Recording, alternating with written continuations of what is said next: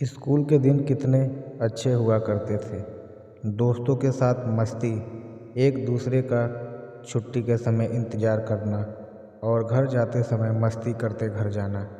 सच्ची में उन दिनों की बहुत याद आती है। मेरा एक दोस्त था जिसका नाम अमित था। अमित पढ़ाई में बहुत होशियार था। वह एक गरीब घर से था, देखने में भी सुंदर था। हर समय पढ़ते रहना उसे अच्छा लगता था और स्कूल के शिक्षक भी अमित को पढ़ता हुआ देख बहुत खुश होते थे। वह हमारे स्कूल का टॉपर बच्चा था। अमित अपने माता पिता की एक ही संतान था और वह अमित को बहुत प्यार करते थे। अमित हमारे स्कूल का सबसे सुंदर लड़का था। कक्षा की सब लड़कियां उसकी दीवानी थी। अमित की नशीली आंखें हर किसी को अपनी ओर आकर्षित करता था। अमित बहुत ही अच्छा लड़का था। हर कोई उसकी तारीफ करता था। बात उस समय की है जब हम 10वीं कक्षा में पढ़ते थे। गर्मी की छुट्टी के बाद जब स्कूल खुले तो हम सब ने स्कूल जाना शुरू कर दिया और पहले ही दिन अमित की टक्कर स्कूल में आई एक सुंदर सी लड़की के साथ होता है। वह लड़की अमित को बहुत बुरा भला कहती है, लेकिन अमित उसको ही देखते रहता और मुस्कुराते रहता। जब हम अपनी कक्षा में गए तो आगे और लड़की हमारी ही कक्षा में थी।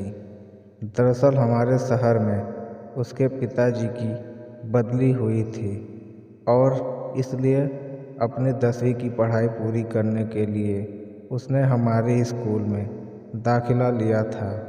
उस सुंदर लड़की का नाम सोनाली था। सोनाली भी पढ़ने में अमित की तरह ही थी। अमित ने जब सोनाली को अपने ही कक्षा में देखा तो वह खुशी से झूमने लगा। शायद अमित को सोनाली से प्यार हो गया था। सोनाली भी इतनी खूबसूरत, उसके लंबे बाल, बड़ी नीली आंखें और उसकी वो मुस्कान हर किसी को अपना दीवाना बना रही थी। सोनाली को देखकर कोई भी उसका दीवाना हो जाए, इतनी मनमोहक थी वह। ऐसा लगता था जैसे कोई अप्सरा ज़मीन पर उतर आई हो। सोनाली में एक ही कमी थी, वह बहुत ही घमंडी और नकचढ़ी लड़की थी। कक्षा में अमित का हमेशा ध्यान सोनाली पर ही रहता था और छुट्टी के समय भी गेट पर सोनाली का इंतज़ार करते रहता था। सोनाली को इस बात की भनक भी नहीं थी कि अमित उसके पसंद करता है। एक दिन जब अमित के दोस्त ने मजबूर किया कि वह जाकर सोनाली को प्रपोज करे, तो अमित भी बहुत हिम्मत जुटाकर सोनाली के सामने जाकर खड़ा हो गया और उसके सामने दोस्तों का प्रस्ताव रखा। लेकिन सोनाली बहुत ही गुस्से से बोली कि मैं तुम जैसे मिडिल क्लास लड़के को नफरत करती हूँ और यह कहकर वहाँ से चली। अमित एकदम से टूट गया था। वह चुप रहने लगा था, ना दोस्तों के साथ मस्ती ना ही अब वो सोनाली को देखता था, बस अंदर ही अंदर रोता रहता।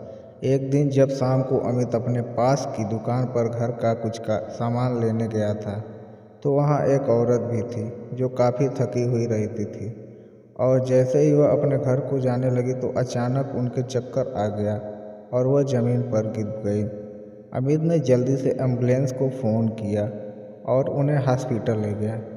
जैसे उस औरत को थोड़ा होश आया तो उसने अमित से कहा, बेटा मेरे घर वाले परेशान हो रहे होंगे, उन्हें फ़ोन करके बता दो हम यहाँ हैं। अमित ने उस औरत से घर का नंबर लिया और फ़ोन किया। फ़ोन एक लड़की ने उठाया जो और कोई नहीं बल्कि सोनाली थी और वह औरत सोनाली की माँ थी।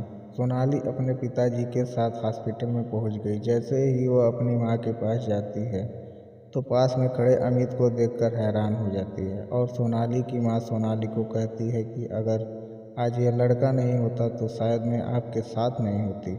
माँ की ये बात सुनकर सोनाली रो पड़ती है। अमित सोनाली के माता पिता को प्रणाम करके वापस आ जाता है। दूसरे दिन जब अमित स्कूल में पहुंचता है तो सोनाली गेट पर उसका इंतज़ार कर रही होती है। अमित जैसे ही उसके पास पहुंचता है वह अमित का हाथ पकड़कर अपने साथ स्कूल से बाहर ले जाती है और उससे माफ़ी मांगती है। अपनी उस दिन की गलती के लिए अमित उसे माफ़ कर देता है। आज सोनाली उसे प्रपोज करती है और अमित हाँ कर उसे अपने गले लगा लेता है और दोनों एक दूसरे का हाथ पकड़कर स्कूल में जाते हैं।